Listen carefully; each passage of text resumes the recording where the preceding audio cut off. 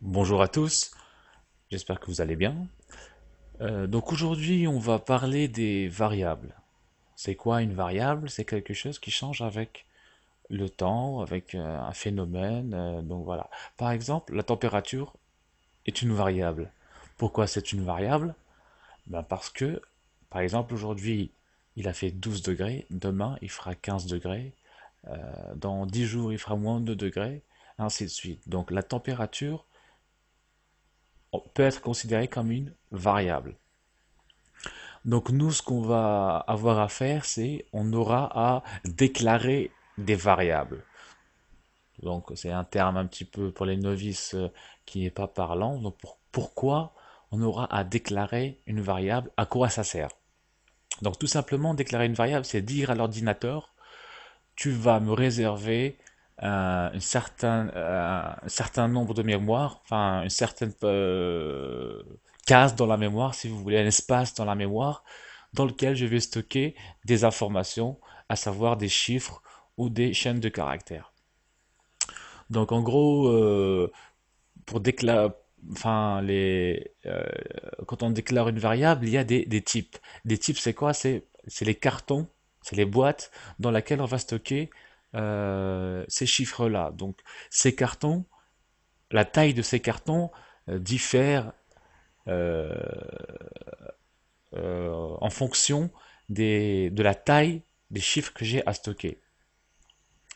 Donc c'est comme si j'avais un petit carton et après j'augmentais en taille. Donc supposons que par exemple j'ai un carton taille S, après un carton taille M, taille L, XL, etc. ainsi de suite.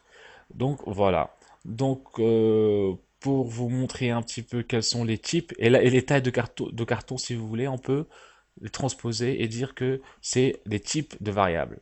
Donc si vous voulez, les types de variables, c'est que des tailles de carton. Voilà. Donc voilà. Hop. Donc il y a un type de variable qui s'appelle la variable byte.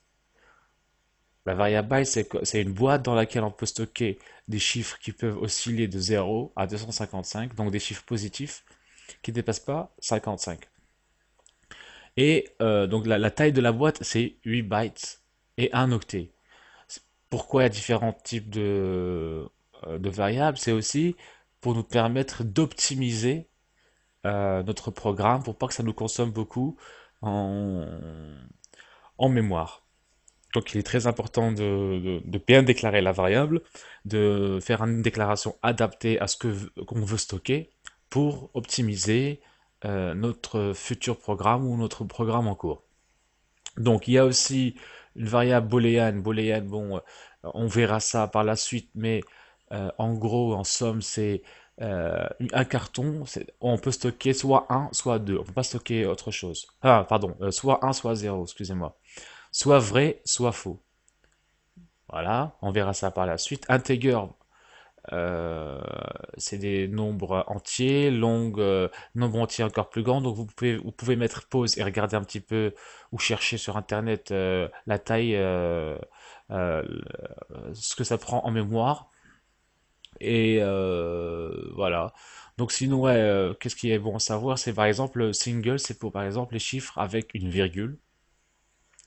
Et le double, c'est pareil, c'est avec une virgule, mais c'est encore plus grand. La date, c'est une variable dans laquelle on pourra stocker une date. String, on pourra mettre une chaîne de caractères, on pourra déclarer une chaîne de caractères.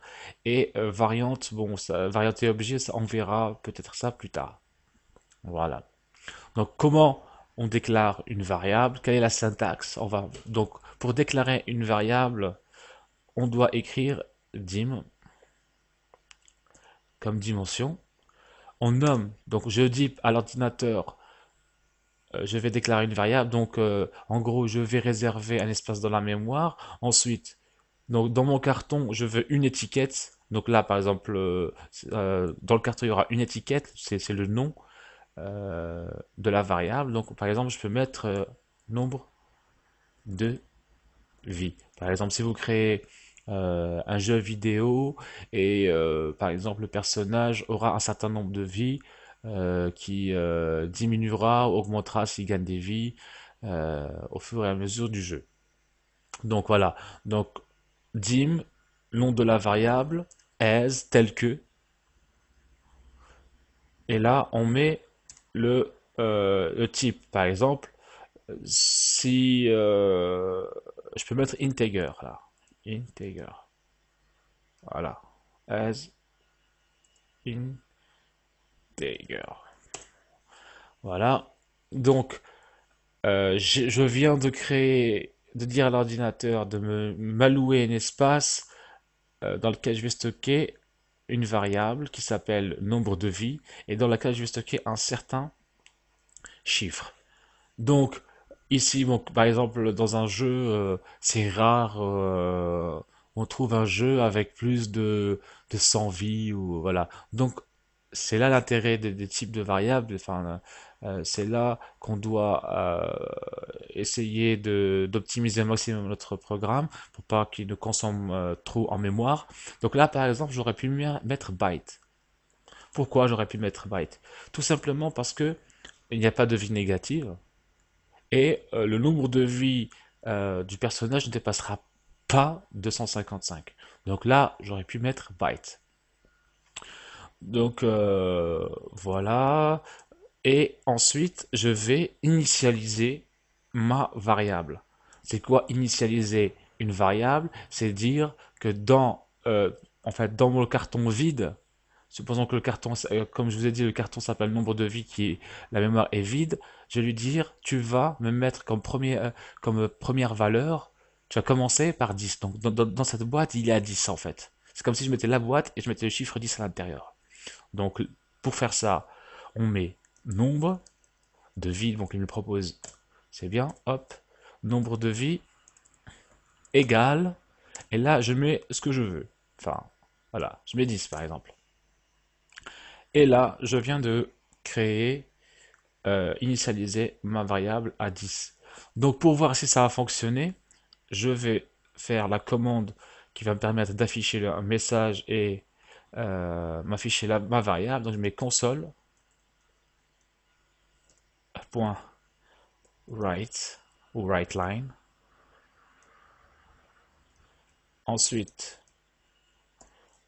je lui dis, non, pardon, sans guillemets, hein, parce que là, je mets le nom de la variable tout simplement. Donc je mets nombre de vie. Console. Right, Jimmy Right. Ok. Voilà. Donc là, si je lance mon programme, si ça a bien marché, je devrais avoir 10.